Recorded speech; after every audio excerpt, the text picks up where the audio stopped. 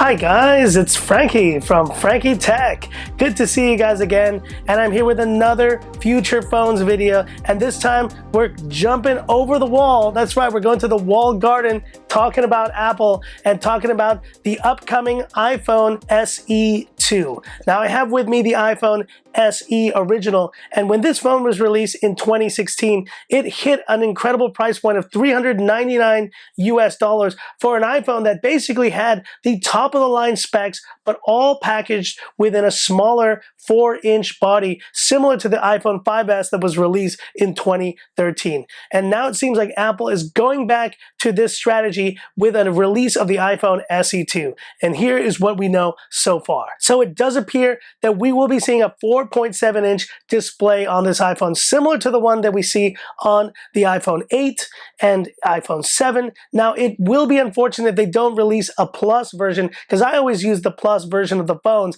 but it looks like that to keep the cost low, they're just going to be releasing a smaller version, and that's going to be essentially with the full bezels that you've seen on those older iPhones and a home button. In terms of performance, we're looking at the Apple A13, and I do hope that they do stick that processor in there, because that is the latest one found in the iPhones 11 and 11 Pro, Pro Max. So if that phone is released at a certain price point with that processor, it's going to make waves for sure. We would also be looking at 3 gigabytes of RAM, so similar to the iPhone 11 that was released last year. And another obviously factor here is that there will be no Face ID, since we will have the similar design to the iPhone 8. We'll be looking at a similar Touch ID sensor in the home button like we've always had. So for all you guys who are not Face ID fans and want that Touch ID still, that will be back on the iPhone SE 2. Now talking about the camera, we'd be looking at a single lens camera for this phone. I don't think they're going to include the ultra wide here. That is a feature that is kind of left to the better phones like the iPhone 11.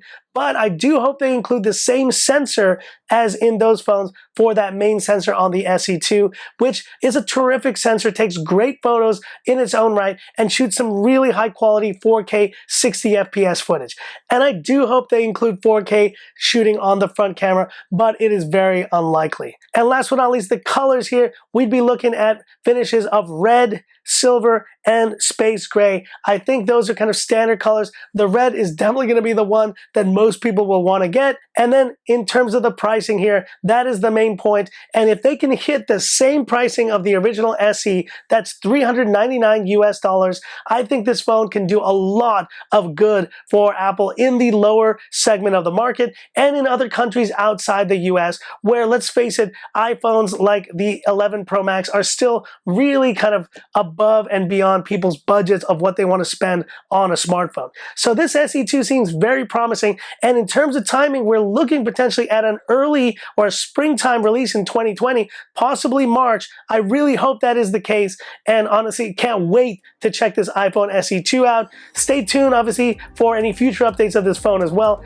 And that's it for this video, guys. If you liked it, give me that thumbs up, and if you love the content of Frankie Tech, subscribe to the channel, hit the bell icon for future updates. Thanks for watching, guys. And this is where I leave you by saying, this is Frankie Tech signing off.